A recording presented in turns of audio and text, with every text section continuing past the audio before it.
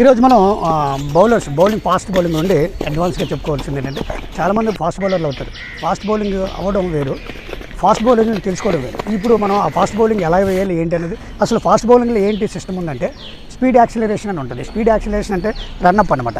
Speed acceleration ఏంటంటే bowler run-up మీద ఉంటుంది. అంటే బౌలరు స్టెప్ బై స్టెప్ వెళ్ళడం. ఆ కోన్స్ ఉన్నాయి కదా, మీకు ఆ కోన్స్ పెట్టాం కదా, కోన్స్ పక్క నుండి క్రాస్ అవుతూ వికెట్ దగ్గర జంప్ అవ్వడం, క్రాస్ ఫుట్ వేయడం, ఇది స్పీడ్ యాక్సిలరేషన్. తర్వాత స్పీడ్ ఎండ్యూరెన్స్ అని ఉంటుంది. అంటే స్పీడ్ ఎండ్యూరెన్స్ అంటే హ్యాండ్స్ రొటేషన్ అంటే ఇది ఒక 5% ఉంటుంది. ఈ హ్యాండ్ రొటేషన్ అనేది 5%.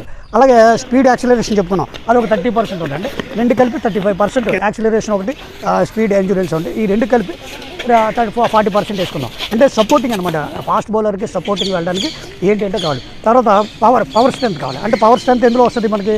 హిప్ రొటేషన్లో వస్తుంది, తర్వాత బాడీ షోల్డర్ టర్న్లో వస్తుంది, షోల్డర్ టర్న్ తర్వాత హ్యాండ్స్ రొటేషన్లో వస్తుంది, నాన్ బౌలింగ్ హ్యాండ్ లెవర్ స్పీడ్లో వస్తుంది, తర్వాత బౌలింగ్ హ్యాండ్లో వస్తుంది.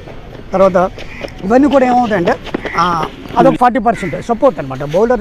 బౌలర్ అవ్వడానికి సపోర్ట్ తీసుకుంది. తర్వాత ఎక్స్ప్లోజివ్ స్ట్రెంత్ అంటారు. ఎక్స్ప్లోజివ్ స్ట్రెంత్ అంటే మనం ఆర్డిఎక్స్ బాంబ్ పేలితే ఎంత సౌండ్ వస్తుందో అలాగా అంత పవర్ తోటి మనం రిస్ట్ పవర్ తోటి బౌలింగ్ చేయడం, ఇది ఎక్స్ప్లోజివ్ స్ట్రెంత్ అంటారు.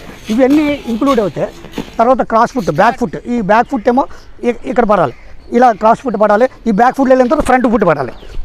ఇది తర్వాత పవర్ స్ట్రెంత్లోని ఇవన్నీ వస్తాయి. ఇవన్నీ మనం ఎప్పుడైతే నేర్చుకుంటామో ఈ speed acceleration, speed endurance, power strength, explosive strength, ఇవన్నీ మనకి ఎప్పుడైతే వస్తాయో, మనం ఎప్పుడైతే వాటిని మైండ్లో పెట్టుకుంటూ మనం చేస్తామో అప్పుడు మనం ఫాస్ట్ బౌలర్ అవుతాం.